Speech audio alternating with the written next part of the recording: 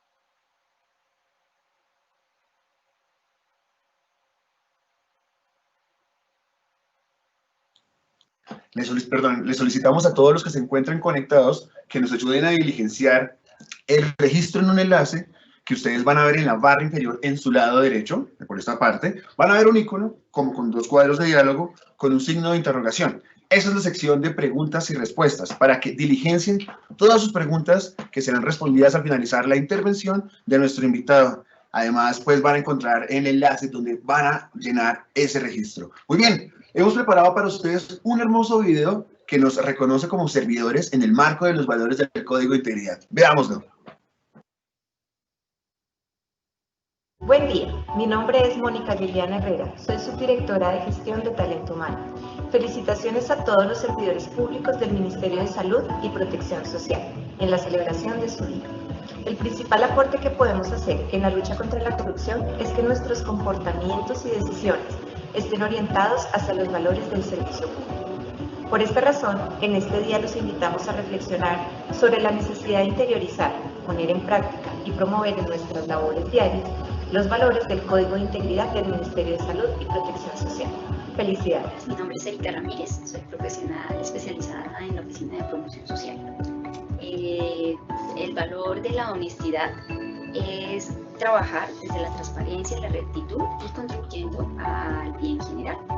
En mi práctica lo aplico brindando información oportuna, veraz, completa al público que lo requiere. Mi nombre es Ángela Barrios, soy profesional especializado de la Subdirección de Operación del Aseguramiento.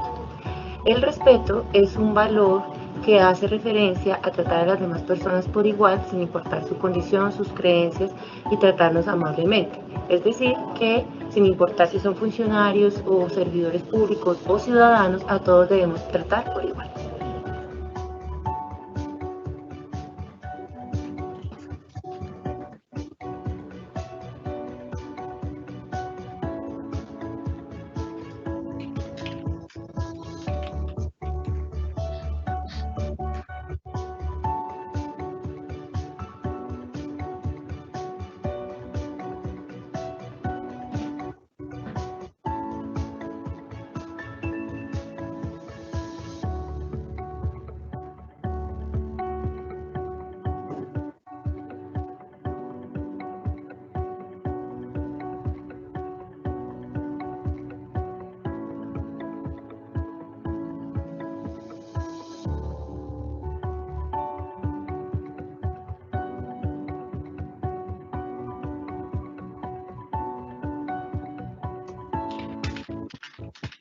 Mi nombre es Lucía Ángel, soy auxiliar administrativo. Considero que ser diligente es dar al usuario la información precisa y correcta, es ser responsable con las labores encomendadas, es dar el buen uso a los recursos de nuestra entidad.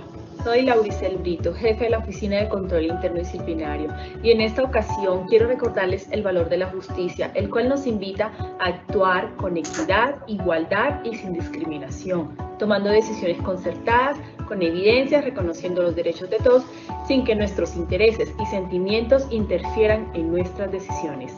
Mi nombre es Inés María Galindo, soy profesional especializado. Para mí el valor de la inclusión representa una actitud permanente y positiva con el respeto a las diferencias, con el respeto a las capacidades y las subjetividades de las personas. Porque servir con valores nos ayuda a construir diariamente nuestro país.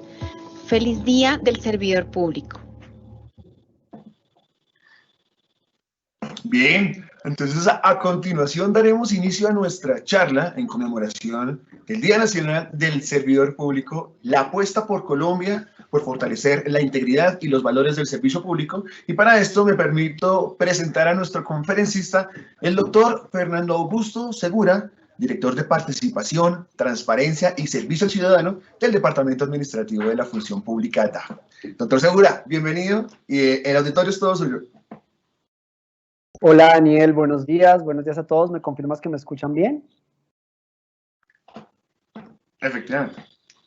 Bueno Daniel, pues en primer lugar muchas gracias a ti, a la doctora Mónica Herrera y a todo el equipo del Ministerio de Salud por, uno, conmemorar el Día Nacional del Servidor Público y por reconocer ese esfuerzo que todos ustedes hacen como equipo por liderar las políticas en la materia en el país. Y pues yo creo que particularmente en el marco de esta emergencia, si hay una entidad y hay un grupo de servidores a los que les tenemos que agradecer su esfuerzo, dedicación y todo lo que hacen porque estemos bien los colombianos, es a ustedes. Entonces, para mí es un honor acompañarlos el día de hoy, porque sin duda alguna, si hay, como lo acabo de decir, si hay servidores a los que hay que reconocer su esfuerzo, son ustedes.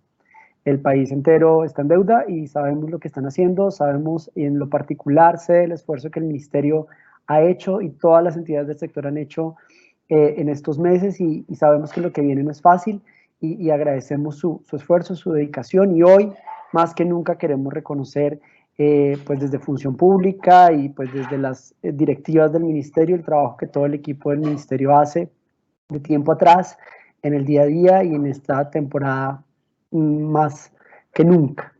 El día de hoy, pues como tú decías y como decía la doctora Mónica Herrera, pues vamos a tener una charla sobre el valor del servicio público y de la integridad pública que es tan necesaria en el día a día y que es necesaria sobre todo en nuestras actividades como personas en nuestra vida cotidiana, pero que se multiplica mucho más cuando estamos hablando de servir a la comunidad y sobre todo de una entidad y de un sector que tiene un servicio pues tan clave para el ejercicio de los derechos fundamentales de los colombianos, como es el derecho a la salud.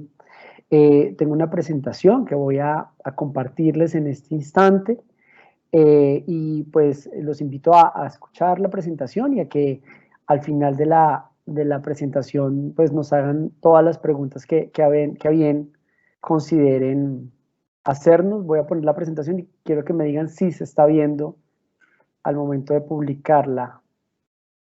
¿La ven, Daniel? ¿Me confirman que se ve la presentación, por favor? Sí, Doc, a ver, vamos a mirar en este momento.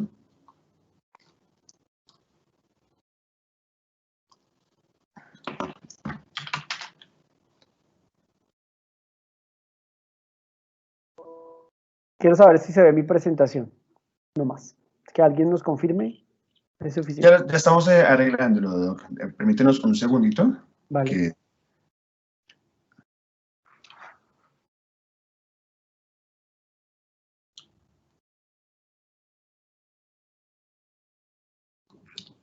Listo, al menos ya te ves en cámara, Doc. Entonces, vamos a esperar a que se proyecten las diapositivas.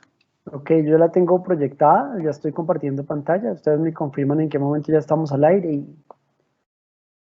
Listo.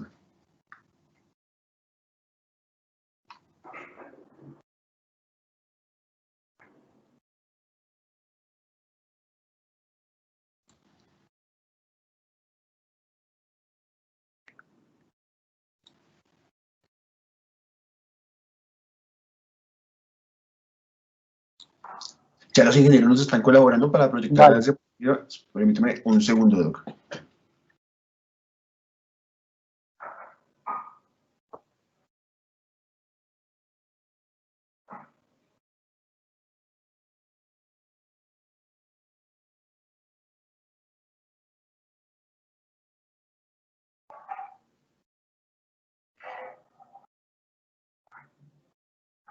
Doc, nos piden los ingenieros que, si es posible, deja de compartir la pantalla un segundo y vuelve a compartir para que cargue nuevamente. Listo, estoy compartiendo nuevamente. Listo, ya. Efectivamente, ya estamos viendo las diapositivas, Doc. Así que, por favor, prosigue. Bueno, nuevamente, buenos días a todos. Muchas gracias al Ministerio por la invitación y feliz día del servidor público para todas las personas del Ministerio de Salud, en especial en esta época de crisis en la cual ustedes han sido clave para que los colombianos estemos un poco mejor en nuestras casas y de salud. Efectivamente, hoy les vamos a hablar de varios de los temas que giran en torno a por qué hablar de una política de integridad en Colombia, por qué una apuesta a una política de integridad y por qué utilizamos el concepto de integridad y no otro concepto como el concepto de ética o el concepto de anticorrupción, el concepto de transparencia. En primer lugar, quisiera empezar como contándoles como varios de los motivadores de pensar una política de este tipo y pues que claramente nuestra razón de ser como entidades públicas es responder a la solución de problemas. Y en el Estado tenemos una serie de problemas que ustedes conocen y que enfrentan a diario, y hay unos problemas transversales que nos afectan a todas las entidades públicas y a todos los que ejercemos el servicio público. Uno de esos problemas, lamentablemente, como lo decía ahorita en el video la doctora Mónica, pues está asociada con la percepción de corrupción. Es que infortunadamente en nuestro país la percepción de corrupción de los ciudadanos frente al Estado sigue siendo amplia. Colombia, si uno le pregunta a un ciudadano en la calle, va a pensar que hay corrupción. Infortunadamente, cuando uno ve los casos de denuncias y de investigaciones y de sanciones, se da cuenta que efectivamente hay hechos de corrupción y que llevamos varios años funcionando así. Acá estamos viendo en la pantalla un mapa del mundo, un mapa de calor que tiene los resultados agregados del índice de percepción de corrupción que adelanta Transparencia Internacional año tras año. En la medición 2019, que es la más reciente, que se lanzó en enero de este año, Colombia ocupó un puesto 96 sobre 180 países y una calificación de 37 puntos sobre 100. ¿Eso que implica? Que si nos califican sobre 10, sacamos 3.7, es decir, estamos rajados. Y esta no es una calificación reciente. Infortunadamente, por más de 20 años, Transparencia Internacional nos ha evaluado y por más de 20 años no hemos tenido una calificación superior a 38 puntos. Pero hay quienes creemos que muchas veces la percepción es más fuerte que la realidad y que aunque hay hechos de corrupción, los buenos somos más y los buenos somos los que podemos hacer que este indicador cambie. Y por eso lo vemos como una de las problemáticas a las que tenemos que acudir y por eso la ponemos como una de las primeras diapositivas para empezar a sensibilizar. Hay otro tema que está muy relacionado, pero que no solamente se da a los temas de corrupción y es la confianza en el Estado. Y es que el principio de una sociedad democrática es que los ciudadanos confíen en sus gobernantes. Pues de ahí radica que los ciudadanos sean los que elijan popularmente a sus gobernantes. Y parte del éxito de una democracia es en tener confianza de sus gobernados. Corpovisionarios, que es una organización de la sociedad civil, adelanta desde hace varios años encuestas de confianza de los ciudadanos en instituciones, tanto públicas como privadas. Y desde varios años viene preguntándole a los ciudadanos en qué instituciones confía mucho o muchísimo.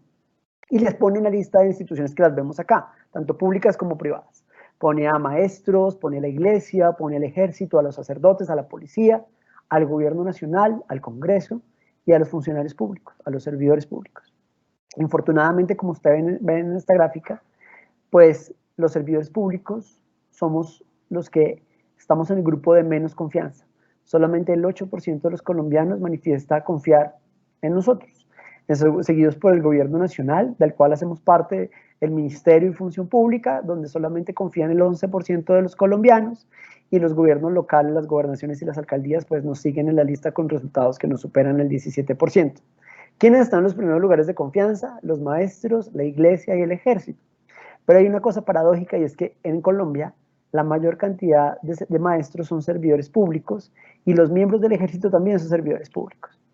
Entonces uno se pregunta, ¿qué es lo que diferencia de tener en un 60% de confianza a los maestros o en un 46% de confianza al ejército versus ese 8% de servidores públicos? Y es que una cosa es el servidor público que está poniéndole la cara, digámoslo, hacia los ciudadanos, que interactúa con todos, como alguna vez lo hemos hecho todos, interactuamos con maestros, o como el ejército, que en un país que está saliendo del conflicto, pues en estos momentos en su momento tuvo que tener la mayor presencia de la fuerza pública en territorio y eran los únicos en muchos municipios los que eran identificados como servidores públicos, los miembros del ejército de la fuerza pública.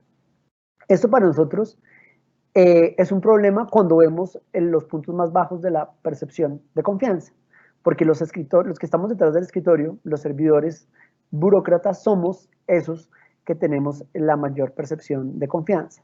Y nuestro deber como función pública es lograr que la gente confíe en nosotros. Y la mejor forma de trabajar en la confianza es trabajando en las personas. Hemos trabajado históricamente en normas anticorrupción, históricamente en obligaciones para las autoridades, pero hemos dejado a un lado a los seres humanos que hacemos parte de las instituciones. Y resulta que si queremos garantizar la confianza en las instituciones, hay que primero empezar por las personas que hacen parte de ellas. Y es parte del propósito de la política de integridad y de la gestión estratégica del talento humano que lidera Función Pública y de la integridad que vamos a hablar el día de hoy. Hay unas estadísticas del sector que les quiero compartir. Estas estadísticas son de la encuesta de ambiente y desempeño institucional que adelanta el DANE. Muy seguramente ustedes lo han diligenciado. El DANE anualmente le pregunta a los servidores públicos que llevan más de 6 meses vinculados a planta en las entidades públicas sobre ciertos aspectos, sobre la lucha contra prácticas irregulares, sobre los orgullosos que se sienten en trabajar en las entidades, sobre la implementación de las políticas de gestión y desempeño, y hemos querido traerles hoy los resultados de esta última encuesta que salió la semana pasada, de la encuesta de gestión y desempeño, de ambiente y desempeño institucional, para que ustedes vean cómo está el sector rankeado, pero sobre todo vean cómo se perciben ustedes mismos como sector frente a varias preguntas que hace el DANE. Hay una pregunta que nos encanta y la pregunta de cada persona es si se siente orgulloso de servir o de ser servidor público. Aquí estamos viendo los resultados del Ministerio de Salud que está en color azul, los del sector salud y protección social, que está en color naranja, versus el total nacional. Cuando vemos, está totalmente de acuerdo en que se siente orgulloso para el caso del ministerio, el 64%, y para el caso del sector salud, el 72%. Es decir, el sector está por encima del promedio del ministerio y por encima del promedio nacional, y el ministerio está por debajo del promedio nacional, sintiéndose totalmente de acuerdo en que está orgulloso de servir. El 33% está de acuerdo, el 1% está en desacuerdo y el 0.4% está totalmente en desacuerdo. ¿Por qué preguntamos? Porque al final uno de los principales motivadores para trabajar en lo público debería ser que uno sirve a la comunidad, y sentirse orgulloso hace parte de esos valores intangibles de servir a la comunidad, y por eso la preguntamos. Acá vemos que todavía hay una brecha de más del 33% para que el 100% de las personas del ministerio se sienta orgullosa de trabajar, y nos gusta traer para poder generar dudas sobre dónde están los cuellos de botella que impiden que ese grupo que no está totalmente de acuerdo lo esté. Hay otra pregunta y está relacionada con la satisfacción con el trabajo. La pregunta es, ¿estoy satisfecho con mi trabajo?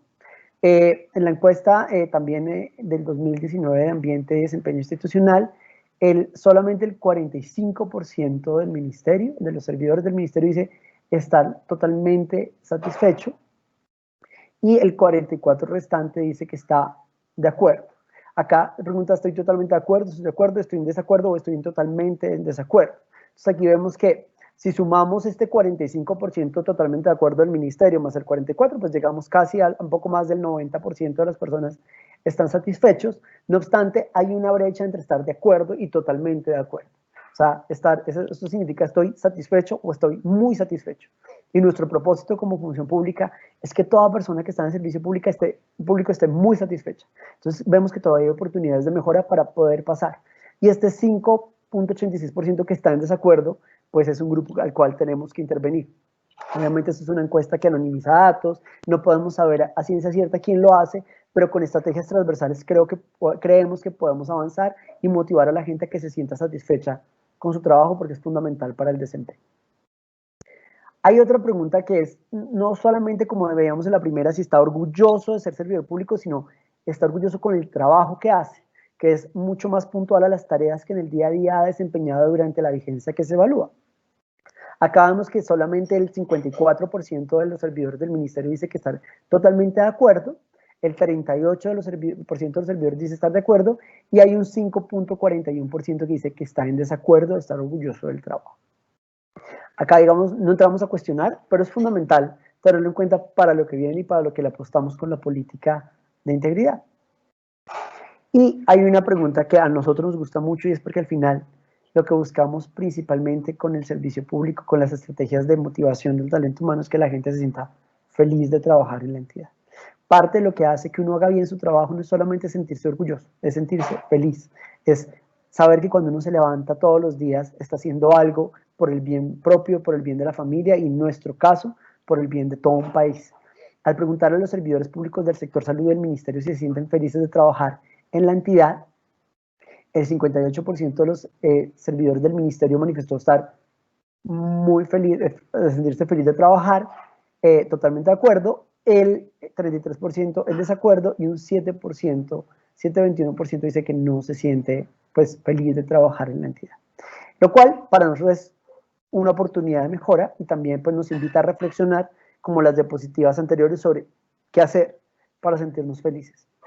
Por eso es importante tener, porque de todas maneras las cifras nos están diciendo que casi un poco más del 88% de las personas o más está satisfecha de trabajar en el ministerio, y eso es muy, muy importante porque si ven, el promedio nacional está cerca, pero muchas entidades tienen indicadores por debajo.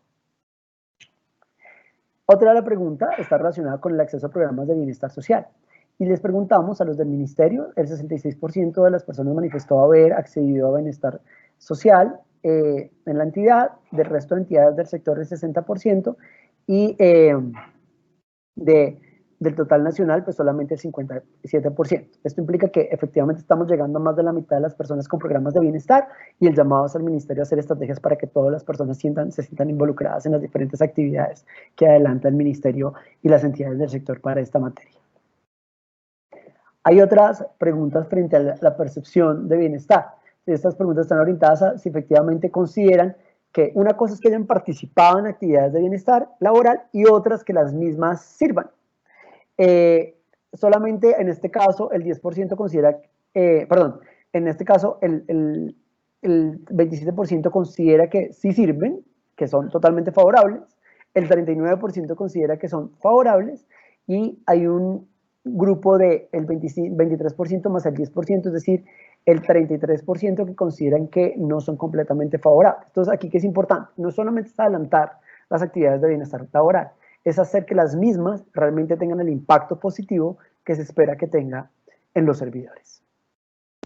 La encuesta de desempeño y ambiente institucional no solamente evalúa temas de bienestar, evalúa ambiente, evalúa la credibilidad de las reglas que hay al interior de las organizaciones, la credibilidad de las políticas, la suficiencia de los recursos, el desempeño institucional, la gestión por resultados, la rendición de cuentas, el bienestar, como les comentaba, y la prevención de prácticas irregulares. Aquí estamos comparando todos los indicadores que miren la encuesta, estamos comparando los 9 indicadores que miren la encuesta y vemos que las estadísticas para, en este caso, el sector. Vemos que en la mayoría de casos el punto favorable es el que lleva la mayor percepción, seguido por el punto de totalmente favorable. Eso implica que en su totalidad la mayoría de políticas que evalúa la encuesta de gestión y desempeño son percibidas como positivas, no obstante vemos que en un promedio de 20% en la mayoría de los casos hay una opinión desfavorable o totalmente desfavorable. Esto que implica que todavía hay oportunidades de mejora, no solamente los temas de bienestar laboral, sino también los temas de ambiente institucional, de credibilidad de las reglas, de suficiencia de recursos, de desempeño, de rendición de cuentas y de prevención de prácticas irregulares.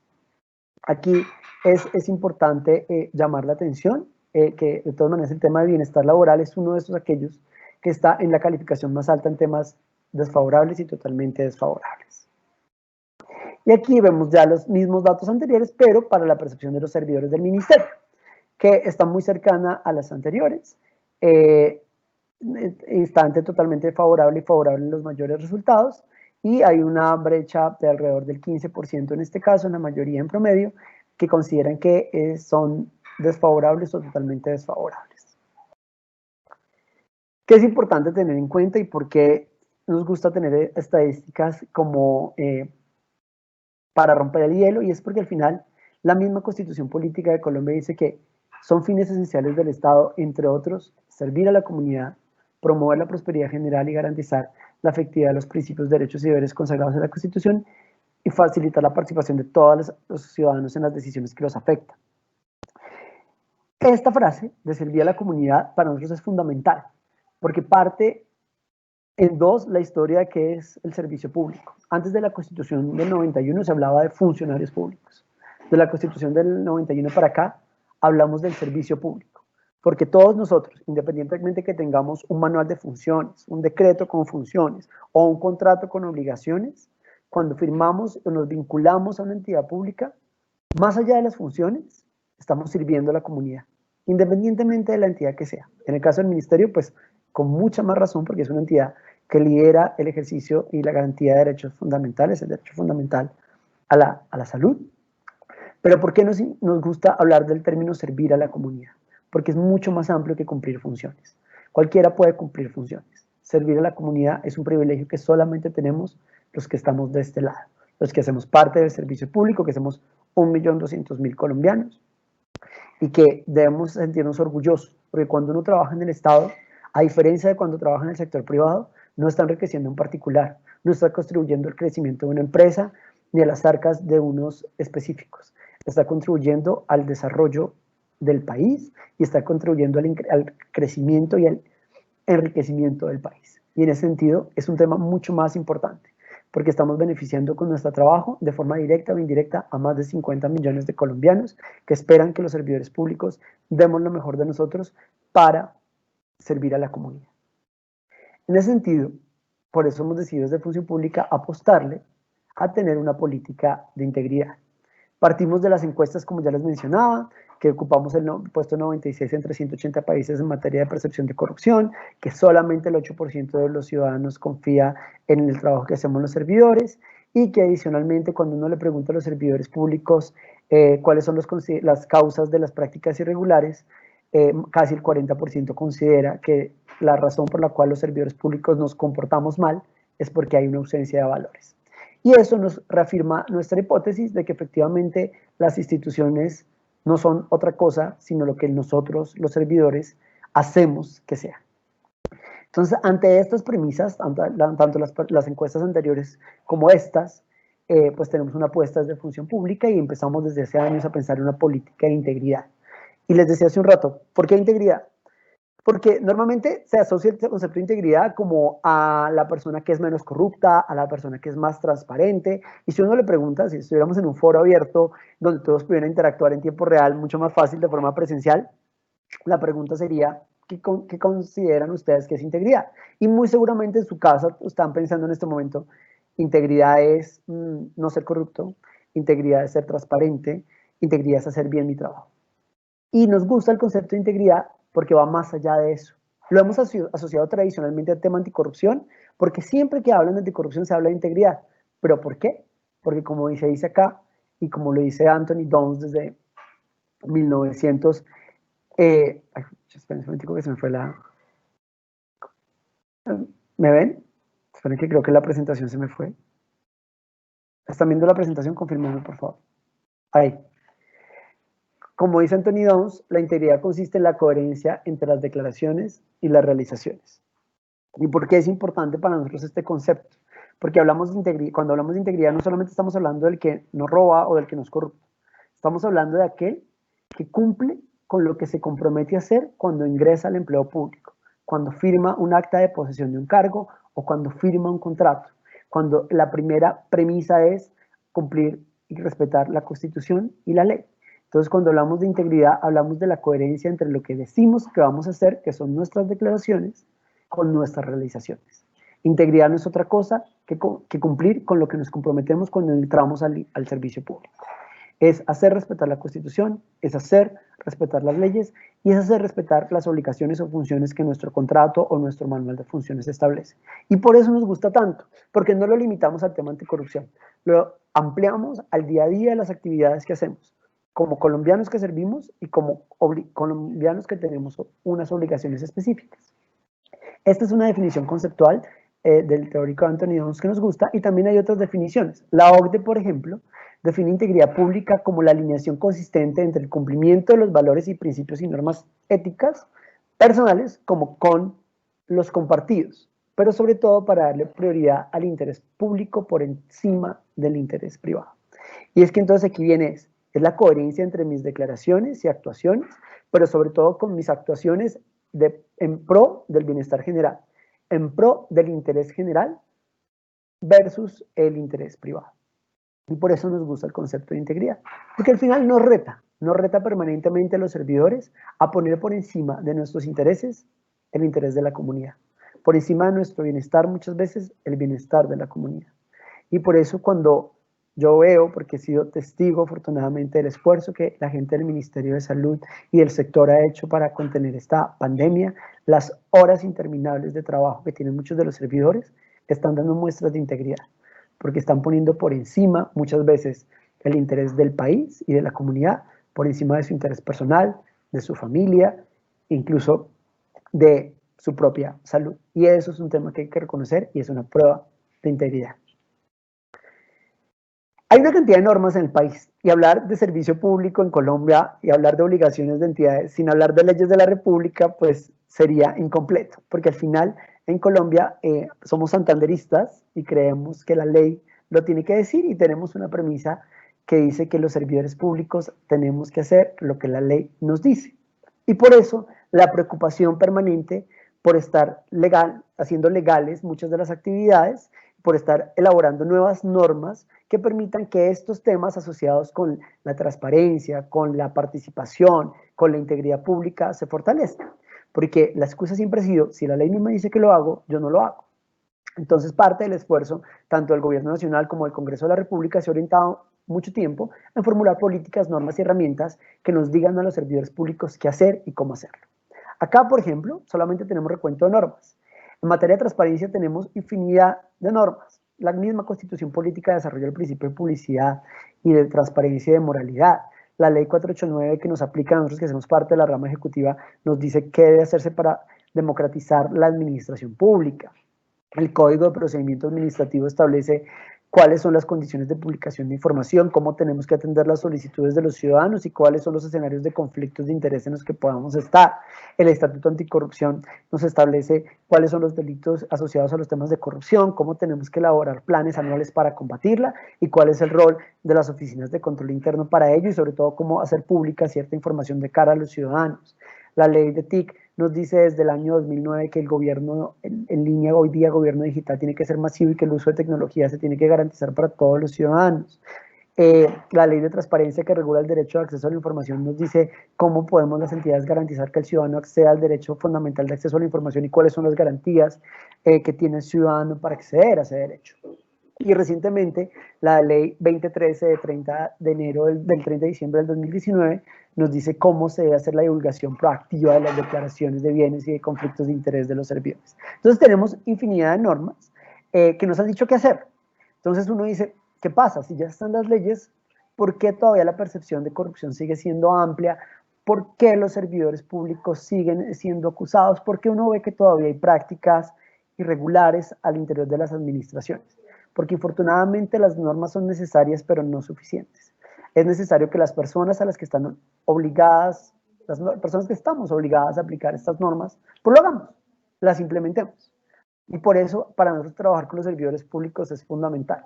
Y que los servidores públicos conozcan las normas es aún de mayor importancia, porque de nada sirve que la norma esté escrita si los servidores encargados de hacerlas cumplir no las conocemos o no sabemos cómo se implementan. Lo mismo, tenemos normas en materia de participación ciudadana, tenemos un estatuto de participación también muy joven del año 2015, tenemos leyes que nos dicen que tenemos que hacer rendición de cuentas de acuerdo al Manual Único de Rendición de Cuentas que cita este estatuto de participación. Nuestro Plan Nacional de Desarrollo, Pacto por Colombia, Pacto por la Equidad, tiene un componente de legalidad muy fuerte que busca fortalecer la participación ciudadana, que tenemos que tener sistemas de rendición de cuentas y que tenemos que promover la integridad permanente. Entonces, fíjense que cada vez más hay instrumentos para apoyarnos. Y en materia de integridad, que nos gusta traerlo a colación, tenemos unos códigos disciplinarios que nos dicen cómo comportarnos, tenemos un código de procedimiento administrativo que, como les decía, nos dice dónde están los escenarios de conflictos de interés, y tenemos una serie de leyes recientes derivadas de los proyectos de ley de la consulta anticorrupción que no pasó el umbral en el año 2018, que nos han obligado a los servidores públicos a declarar conflictos de interés, a hacerlos públicos y a regular en esta materia.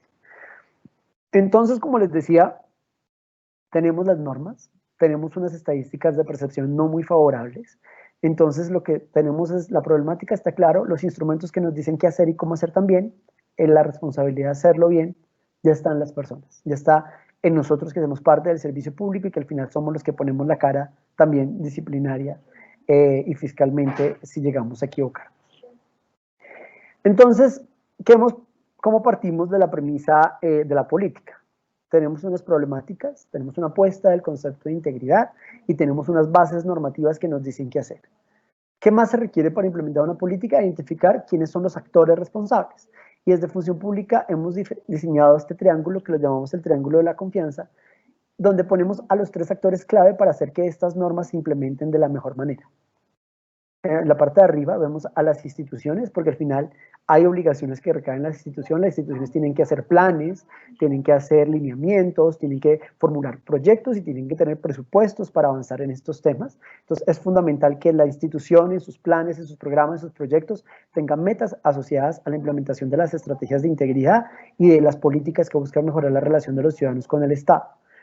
Pero ¿qué pasa? Como les decía, tenemos otro actor que somos los servidores públicos, que la vemos en la esquina inferior del triángulo al lado izquierdo, porque al final los servidores públicos comprometidos, que saben de su trabajo y que adicionalmente conocen estas normas, pues son los que van a garantizar que esos planes, proyectos y demás que la institución hace, se cumplan.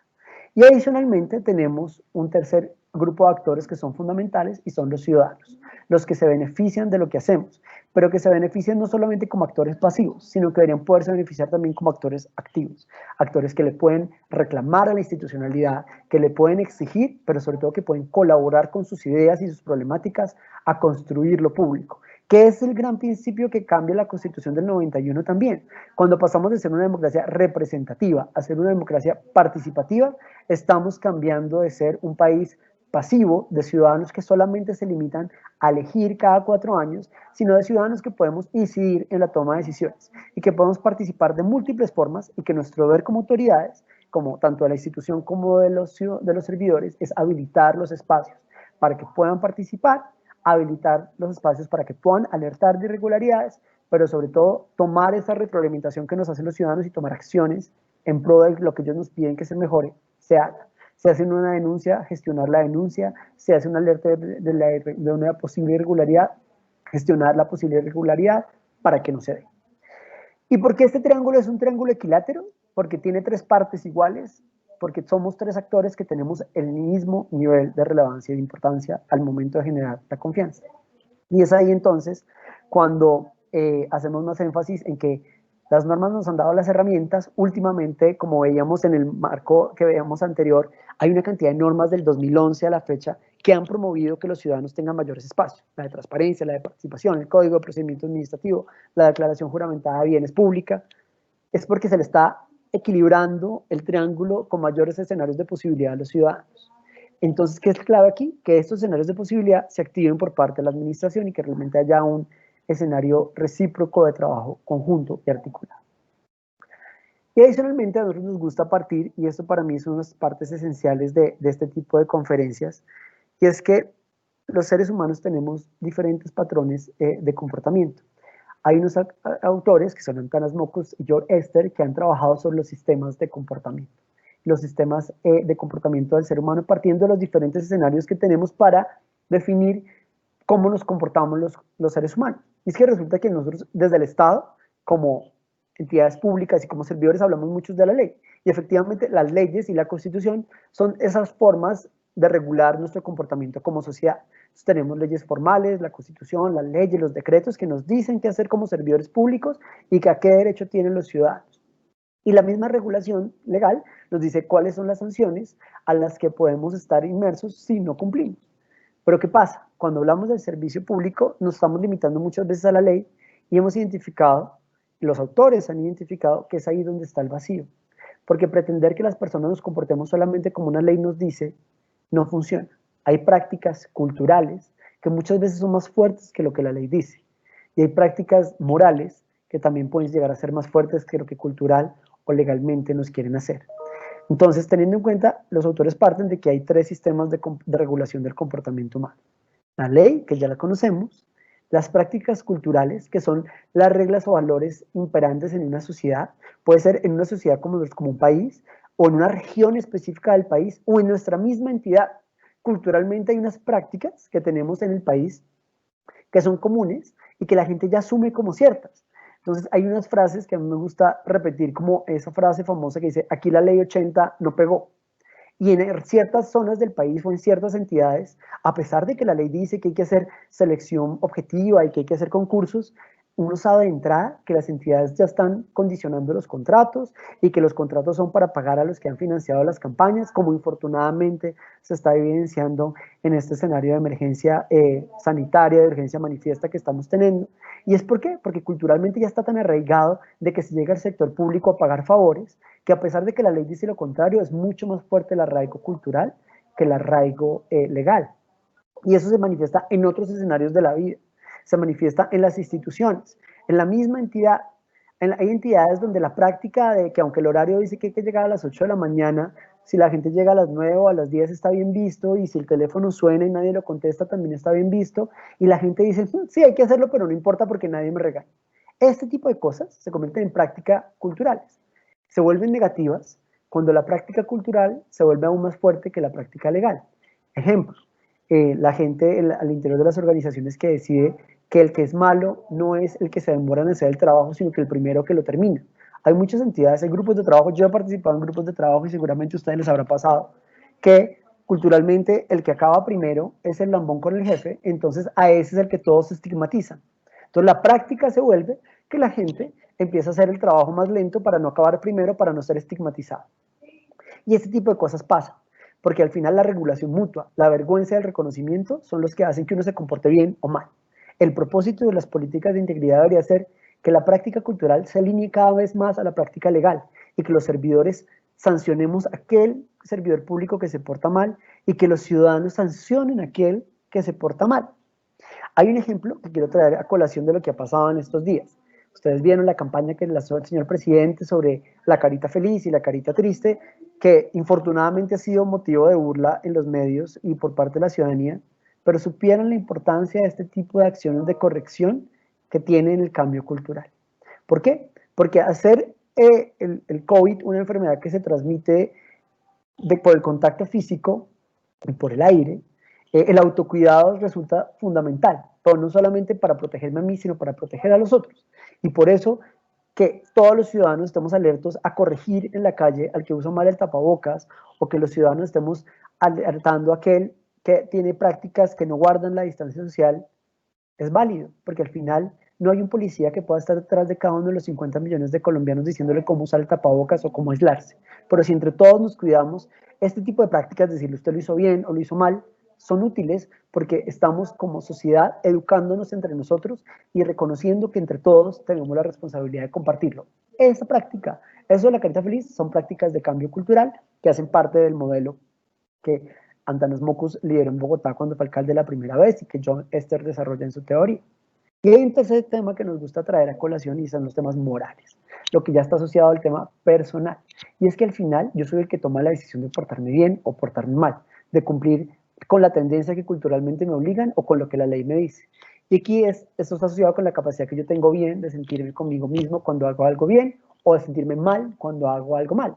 Y es fundamental acá también, y por eso la práctica de la política lo trae, y es porque lo que buscamos con nuestro código de integridad, con los valores del servicio público que veíamos en el video que mostraban al principio, cuando nos contaban los diferentes valores, lo que buscamos con los valores es que personalmente también los interioricemos y que nos sintamos bien cuando cumplimos con el valor y que nos sintamos mal con nosotros mismos cuando no lo hacemos, pero también que nos sintamos bien cuando cumplimos con nuestras responsabilidades y con la ley y que nos sintamos mal cuando... Si uno logra sentirse bien cuando hace su tarea y mal cuando no la hace, estamos cambiando en las prácticas culturales y morales. Entonces, ¿por qué este marco teórico y por qué la importancia del tema? Porque cuando le apostamos a políticas de talento humano, cuando le apostamos a políticas de integridad, lo que queremos es no solamente contarles cuáles son las leyes y obligarlos a cumplirlas. Queremos es que culturalmente empecemos a arraigar y acercarnos a la ley y que moralmente también estemos comprometidos con las mismas. Adicionalmente, pues hay una serie de tendencias internacionales. La OCDE, por ejemplo, de la cual Colombia ya hace parte formalmente, ha venido desde hace varios años trabajando el concepto de integridad. Ya ha llegado a la conclusión de que una norma o una práctica no son suficientes para hablar de que los países tienen marcos de integridad, sino que al final la integridad se construye con muchas acciones. Se construye con códigos de integridad y con valores, se construye con mecanismos de evaluar riesgos al interior de las entidades, tanto riesgos de corrupción como riesgos administrativos, como riesgos de formación. Se construye a través de la formación permanente en valores y en ética de los servidores, como lo estábamos haciendo hoy, para recordarnos permanentemente cuál es el deber del servicio público y por qué es importante tenerlos en cuenta. Se compone de tener sistemas de denuncia para que el ciudadano pueda alertar sobre irregularidades o hechos de corrupción, de sistemas internos que ayuden al servidor público a detectar cuándo puede estar inmerso en un dilema ético o no, de sistemas de gestión de conflictos de interés que eviten que el interés particular prime sobre el interés general, de normas de transparencia que hagan que los ciudadanos accedan a mayor información pública y que las entidades estemos obligadas a entregarlo, de sistemas de investigación y sanción, obviamente, porque si no se sanciona, pues obviamente no hay un garrote que nos diga a los servidores y a los ciudadanos que sí se están tomando decisiones de verdad, y de encuestas permanentes, como las que veíamos al principio, que evalúen qué tanto estamos avanzando, no solamente en lo formal, sino en lo perceptivo. Y lo que hemos hecho desde Colombia con la política de integridad es avanzar. Y aquí vemos, estos son como los postulados de la OCDE, y cuando miran Colombia el tema, en Colombia lo tenemos. En Colombia tenemos valores del servicio público, tenemos mecanismos para evaluar los riesgos de las entidades evaluados e integrados en el modelo integrado de planeación y gestión, tenemos cursos, aquí ponemos un ejemplo que es nuestro curso virtual de integridad, pero también tenemos cursos asociados con el modelo integrado, cursos asociados con lo que tiene que ver con el buen comportamiento de los servidores, con el cumplimiento de obligaciones, con el conocimiento de las normas recientes. Tenemos control por parte de los entes de control. Ahorita en el marco de la emergencia hemos visto cómo de forma articulada la Fiscalía, la Contraloría y la Procuraduría se han alineado para investigar. Tenemos lamentablemente de 32 gobernaciones, 27 gobernaciones con investigación, pero por lo menos tenemos alertas de que efectivamente no estamos quedándonos con los ojos callados.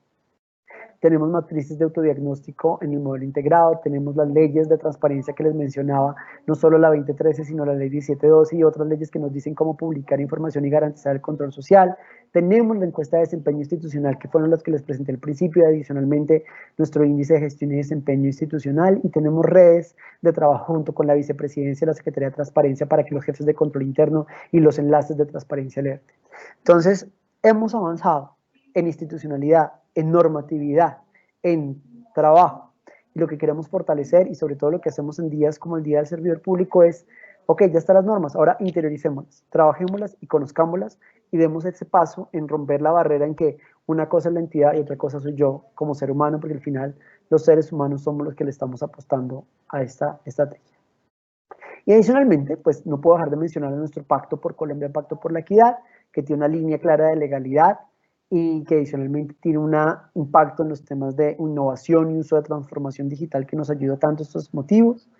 Y adicionalmente, pues tenemos unas obligaciones que ya estamos trabajando junto con la Secretaría de Transparencia y DNP para hacer una política pública de transparencia, integridad y legalidad, constituir nuestro Sistema Nacional de Rendición de Cuentas que integre otras ramas del poder público y de las entidades subnacionales en procesos de rendición de cuentas, y estamos trabajando fuertemente en la gestión de conflictos de interés, más teniendo en cuenta estos mandatos de la Ley 2013 y las leyes que y la Ley 2009 y estas leyes que han salido en el marco de la consulta anticorrupción.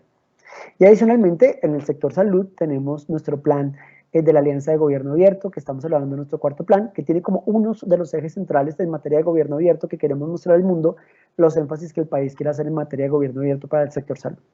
Entonces, hay una cantidad de iniciativas que la invitación es a que las conozcan y que sobre todo las interioricemos. Recordemos siempre el triángulo. De nada sirve que esté la norma o que esté el plan si los servidores públicos encargados de conocerlos e implementarlos no lo sabemos. Entonces tenemos nuestros valores de servicio público. No me voy a tener en ellos porque ya muy bien los compañeros del Ministerio de Salud los contaron. El Ministerio ya hizo todo ese proceso de apropiación de la honestidad, del respeto, de la diligencia, de la justicia y del compromiso, y ahora lo que viene es la implementación.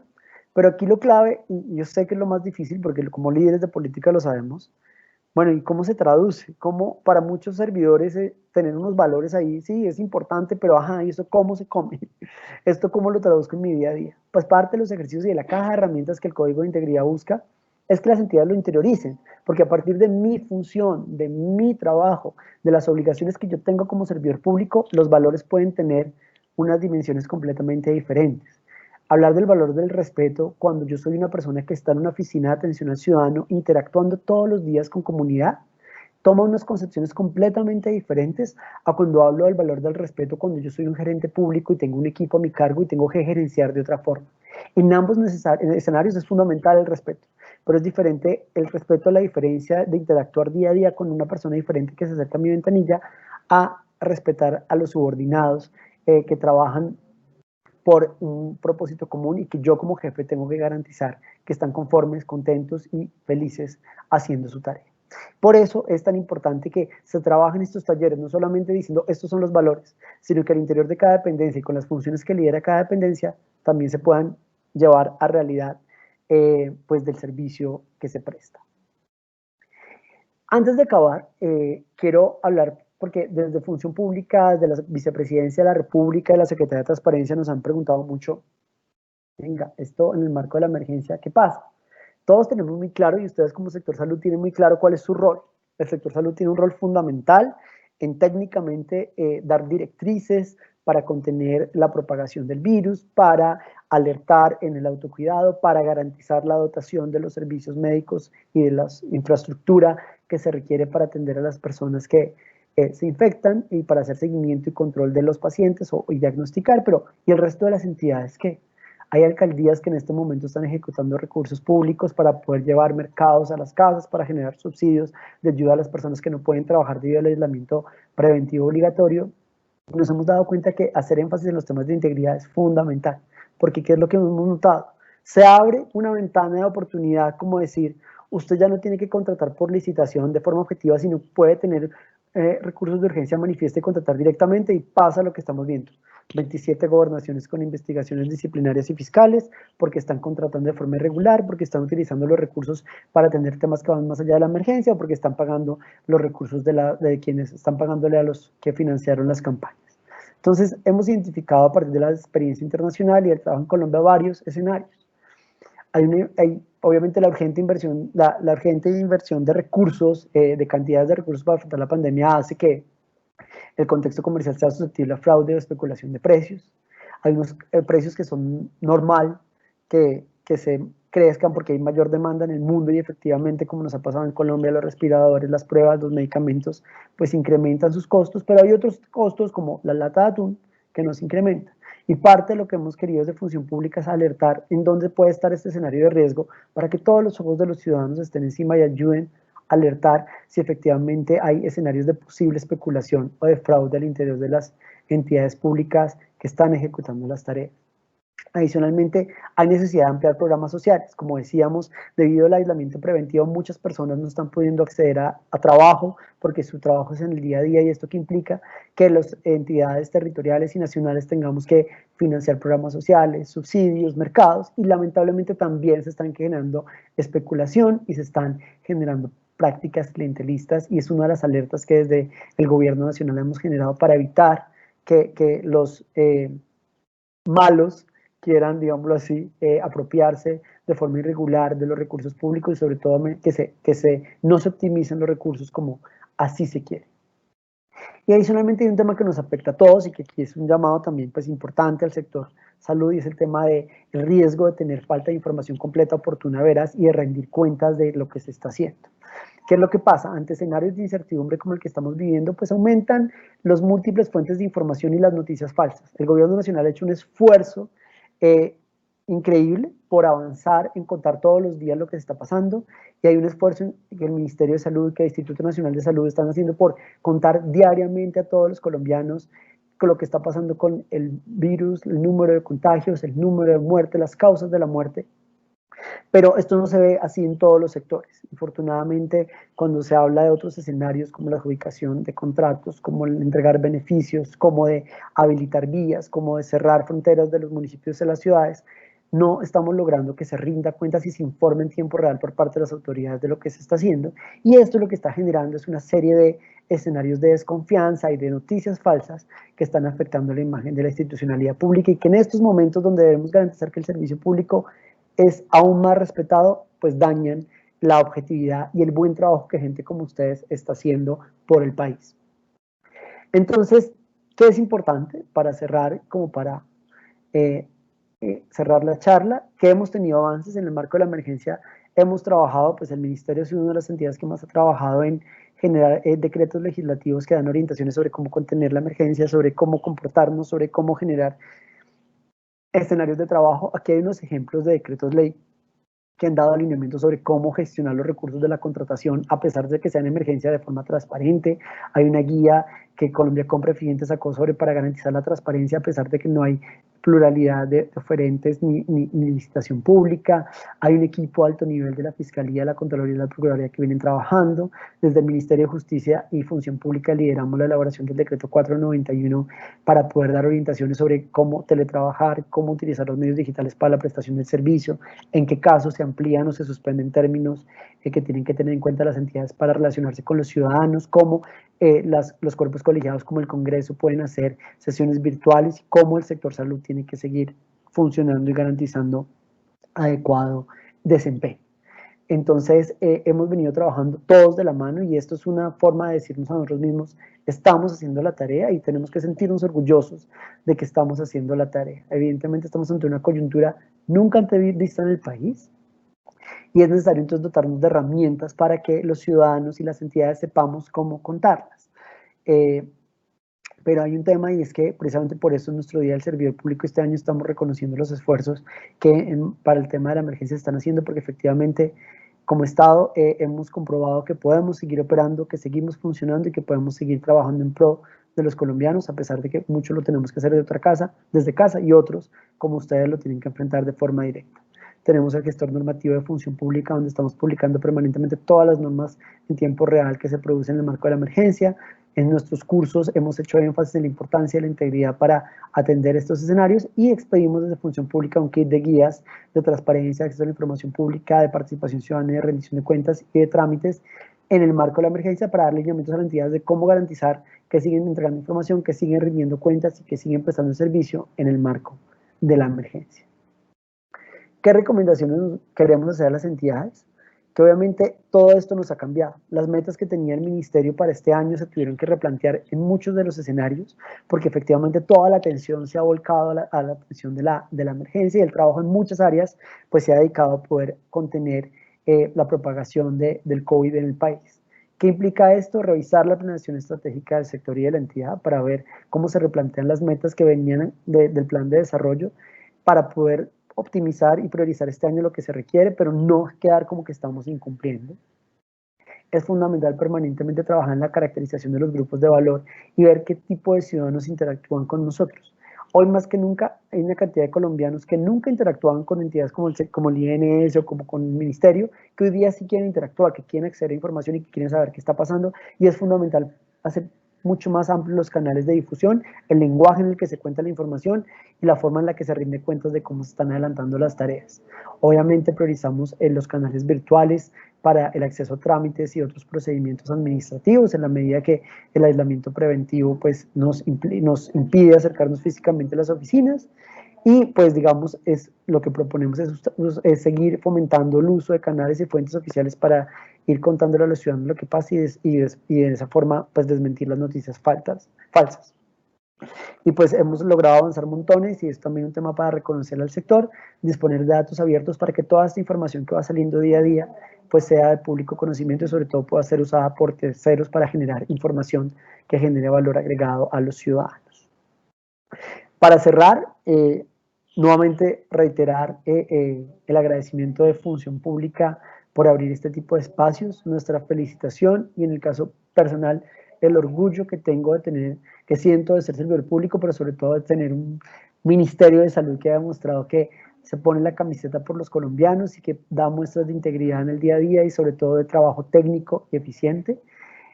Felicitaciones, feliz día al servidor público. Este año más que ningún otro ustedes son los protagonistas y por eso queremos invitarnos a lo que nos acompañen el próximo martes 30 de junio a partir de las 9:30 de la mañana a la conmemoración del Día del Servidor Público, que va a estar liderada por el señor Presidente de la República y por nuestro director de Función Pública, Fernando Grillo, en donde vamos a agradecer a los servidores que han hecho en este año ejercicios aún mayores para que en el marco de la emergencia podamos salir adelante como país y podamos crecer todos y sobre todo entre todos, pues pasar este capítulo que esperemos que acabe pronto y que salgamos lo mejor librados posibles. Un abrazo y nuevamente los agradecimientos y feliz día para todos. Muchas gracias. Doctor Segura, muchas gracias por el espacio que nos ha permitido en este momento. De verdad, para nosotros ha sido un placer contar con su presencia, contar con su experticia en el tema. Pues vamos a proceder. Invitamos nuevamente a los compañeros que están conectados. Tenemos 115 asistentes en este momento. Los invitamos a todos a que en la sección, en la parte inferior de la pantalla, van a encontrar unos cuadritos que tienen unos signos de interrogación para que, por favor, nos permitan pues, conocer sus preguntas para el doctor Segura. Pero ya tenemos que me han llegado un par de preguntas, Doc. La primera, nos dicen, ¿cuál es la relación del Código de Integridad con la Ley Anticorrupción y las mediciones de transparencia por Colombia? Ok, muy buena pregunta. El Estatuto Anticorrupción, porque digamos, no tenemos una sola ley anticorrupción, tenemos un Estatuto Anticorrupción, que es la ley 1474 del 2011, que establece los delitos que se consideran de corrupción, establece las obligaciones de hacer el plan anticorrupción y de atención al ciudadano, y establece otra serie de obligaciones de tipo preventivo y sancionatorio que tenemos que tener en cuenta las entidades y los entes de control. Acá pues, es importante entender que hay otro grupo de tareas que surgen en el marco de la lucha anticorrupción. Y es que una cosa es la sanción de la corrupción, otra cosa es la prevención de la corrupción. Nuestro Código de Integridad es una de las herramientas que ayuda, que busca contribuir a la prevención de la corrupción, pero no solamente a la prevención, sino a la lucha permanente porque los servidores públicos cumplamos con nuestras obligaciones de la mejor manera posible, porque adicionalmente garanticemos que el servicio público es de calidad y porque adicionalmente pues lo hacemos con compromiso y con conocimiento completo de las obligaciones que tenemos como servidores. Son estrategias complementarias. Y el Código de Integridad está mucho más desde el lado preventivo, si lo queremos ver desde el punto de vista de la lucha contra la corrupción, y lo que busca es exaltar el compromiso que tenemos los servidores al ser servidores públicos, valga la redundancia, y los valores de lo que ello implica, más allá de la lucha contra la corrupción, como una responsabilidad que tenemos al ser personas que estamos al servicio de la comunidad. La ley 2016, sancionada este año, en el 2020, establece la obligación de las autoridades de tener el Código de Integridad, que el cual lo veníamos haciendo como una buena práctica, pero ahorita con la ley 2016 ya se convierte en una obligación, y aquí es importante entender lo que es una de tantas herramientas de ese marco de integridad, como les decía, que ayuda a contribuir a que el país avance en materia de integridad. Entonces, al final, son leyes que van de la mano, que se complementan unas a la otra, y que lo que buscan es que tengamos cada vez un mejor escenario de comportamiento, de habilitación de espacio para que el ciudadano interactúe, denuncie y se pueda sancionar, como lo dice el Estatuto Anticorrupción. Tienes el audio apagado, no te escucho.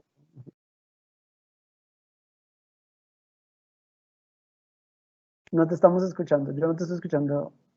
Perdóname, ahora sí, qué pena contigo. Que te estaba comentando que con la resolución de la última pregunta, creo que habíamos recibido una pregunta, pero ya con eso tenemos la respuesta. Doc, tenemos otra. Los valores son cualidades que orientan el adecuado comportamiento de una persona. ¿Por qué considera que el valor del respeto es diferente según el área donde opera el servidor público? Pues digamos, no es que sea diferente, es que el valor es uno, sí, el valor es el valor del respeto. Lo que pasa es que la forma, al final, los valores están asociados a los temas comportamentales.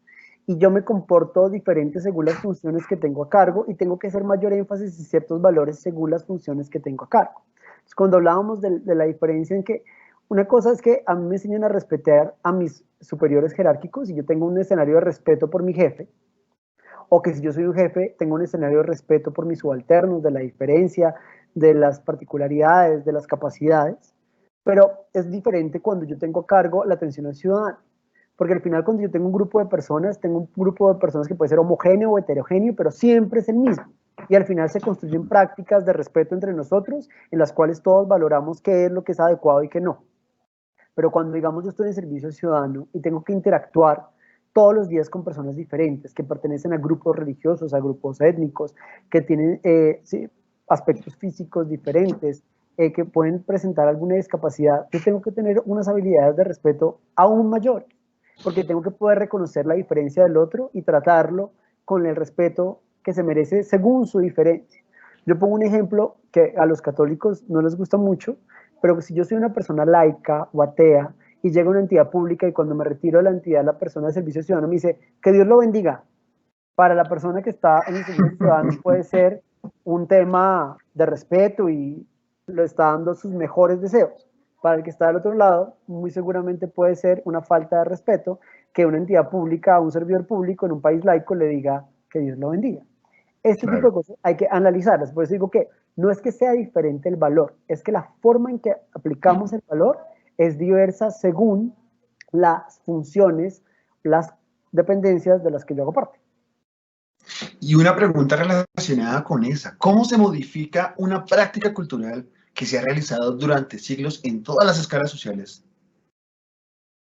Dame un ejemplo, o en general.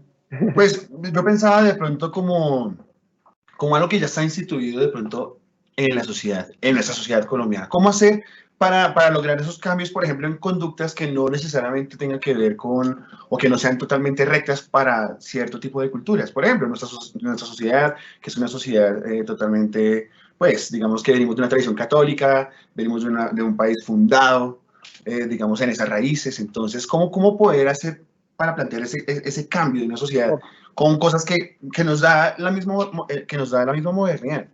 Claro, pues mira, ahí por eso la importancia de esta diapositiva donde yo hablaba de los sistemas de regulación del comportamiento humano, de la teoría de John Elster y Antanas Mockus, y es que busca que al final conseguir cambios en el comportamiento de las personas no se va a conseguir solamente con las leyes. Hay que poder alinear los tres sistemas de comportamiento: la ley, los comportamientos culturales y los morales.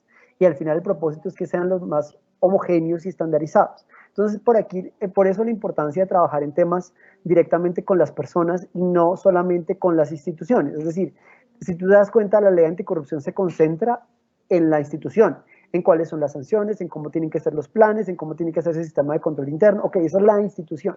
Pero para tú poder que esto como que se aterrice, tienes que poder lograr que culturalmente eso que dice la ley se apropie y que moralmente las personas también son conscientes de que eso que dice la ley es lo mejor que tiene que ser, que se tiene que hacer. Y para eso lo que tienen que hacer son prácticas que estén orientadas a trabajar el comportamiento moral, a trabajar las prácticas culturales de la organización o de la región o del país, y a trabajar también pues desde la ley, en nuestro caso como servidores públicos.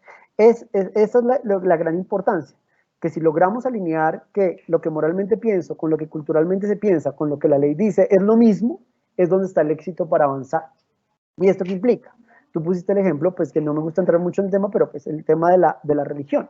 Pues si ya la ley, la Constitución está diciendo que somos laicos, lo que tenemos que trabajar es para que culturalmente se aterrice en las instituciones que somos laicos, y que tener en espacios de atención al ciudadano cruces o otras figuras que nos involucren con una religión en específico puede ser considerado como una falta a las personas que no profesan la religión que mayormente se profesa en el país, sin que esto afecte el libre desarrollo del culto religioso y demás, pero pues la ley ya nos está diciendo que tenemos que hacer, culturalmente lo tenemos que apropiar.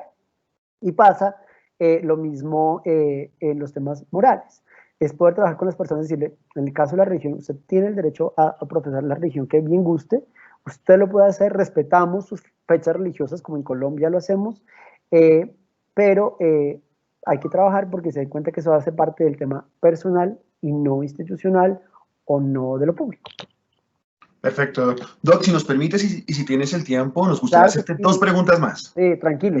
Bueno, aquí estamos recibiendo preguntas, mejor dicho, que da gusto. Bueno, tenemos esta pregunta por parte de nuestra querida doctora Rosalina Muscos, de la Subdirección de Gestión de Talento Humano. Dice, ¿qué experiencia ha tenido Función Pública en aterrizar el Código de Integridad en las territoriales y cómo trabajar esta propuesta en términos de la diversidad cultural?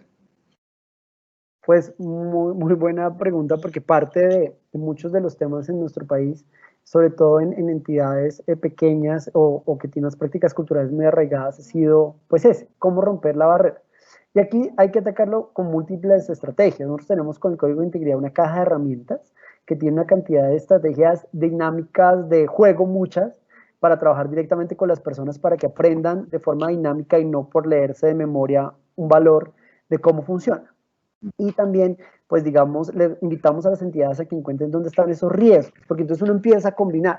Entonces resulta que cuando hacen los riesgos de corrupción, se dan cuenta que el riesgo de corrupción sí efectivamente está en la celebración indebida de contratos, porque no tienen criterios completamente amplios, porque no hay selección objetiva. Entonces decimos, bueno, ¿dónde está la causa? No, la causa está en que culturalmente se ha creído que se le tiene que entregar a los concejales un porcentaje, pero es que no solamente es un tema cultural, es un tema legal. Entonces, también el reforzar el conocimiento de la norma es fundamental, y ahí el otro componente del sistema del marco de integridad, que es tener sanciones y sanciones ejemplarizantes, infortunadamente son necesarias, porque somos una sociedad en la cual el zanahoria y el garrote muchas veces se requiere para poder trabajar. Entonces lo que decimos es, mire, esto no es una estrategia que solamente está asociada a un código de integridad.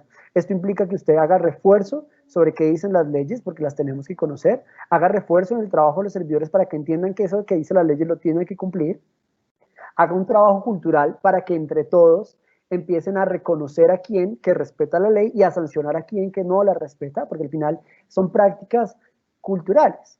Yo siempre pongo un ejemplo que me encanta. En uno de mis primeros trabajos, hace ya varios años, trabajaba con una organización de la sociedad civil que identificaba riesgos de corrupción. Y estaba trabajando en un municipio y me tocaba entrevistarme con un alcalde, con un concejal. Y le pregunté al concejal, oiga, concejal, ¿cuál considera usted que es el principal riesgo de corrupción del alcalde? Y el concejal me dice así con esta tranquilidad, Lo que pasa es que el alcalde no nos da a los concejales el 10% de los contratos a los que tenemos derecho por ley. Así lo dijo con toda la propiedad, porque para él era que el alcalde no estaba cumpliendo con la ley que decía que hay que entregar el 10% de los contratos del municipio a cada concejal.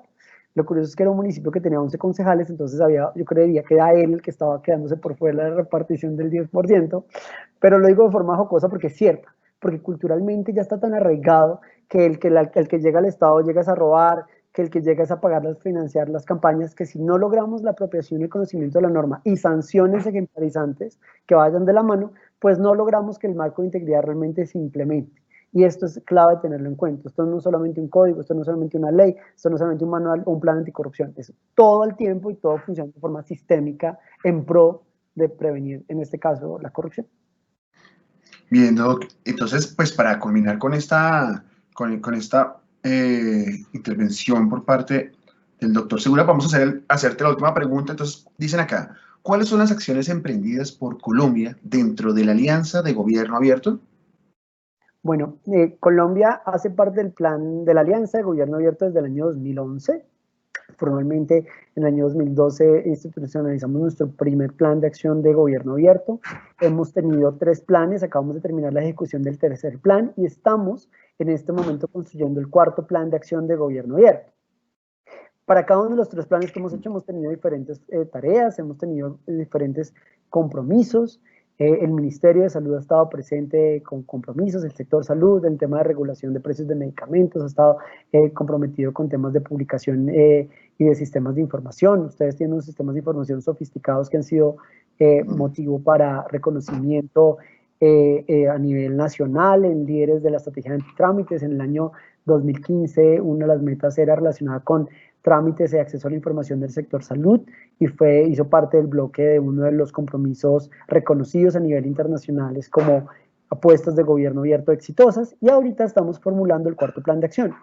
Tenemos plazo como país para tener el plan de acción formulado a 30 de agosto, ya tuvimos convocatoria territorial, y este plan de acción, que no es que vayan a ser las únicas tareas en materia de gobierno abierto que el país hace, pero que sí queremos que sea un plan de acción con las más relevantes, tiene 4 materias fundamentales. El plan de acción va a tener solamente compromisos en materia de mitigación de riesgos de corrupción, o sea, de lucha contra la corrupción, de transparencia y gobierno abierto en las finanzas públicas, transparencia y gobierno abierto en el sector ambiente y transparencia y gobierno abierto en el sector salud.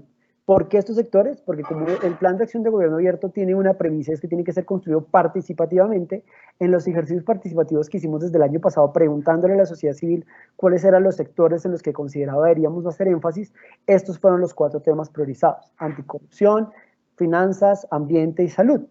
Y por eso, para nosotros es muy importante, porque sin querer queriendo, en esta coyuntura, pues resulta mucho más pertinente hablar de transparencia en los temas de finanzas públicas y en los temas del sector salud, y no solamente lo que concierne al ministerio, sino a nivel regional. La apuesta que le estamos haciendo a las gobernaciones y alcaldías, si quieren ser parte, es, si usted tiene compromisos que le apuesten a la transparencia al gobierno abierto en su ejecución de recursos de salud, pues bienvenido a participar, y la invitación es a que hemos venido ya trabajando con el ministerio que también se sume, porque lo hemos venido haciendo y la idea es que avancemos también en la materia.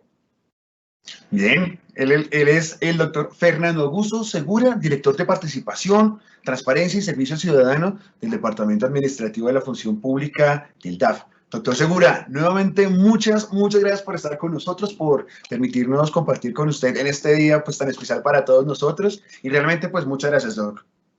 No, nuevamente ustedes, Daniel, gracias en serio, y como les dije al principio, siéntanse orgullosos de servir al país, que yo me siento orgulloso de tener un Ministerio de Salud que se ha puesto la camiseta todo el tiempo y que ha demostrado que es una entidad juiciosa, técnica, responsable, y pues mis agradecimientos y mis felicitaciones para todos. Qué bueno saberlo también de ti, por parte tuya, de esa opinión. Bueno, nuevamente pues agradecemos a todos. No se les olvide, antes de desconectarse, llenar el registro que se encuentra en la parte inferior, en los 2 cuadritos que tienen el signo de admiración, para que diligencien el formulario y así podamos tener el registro de este evento.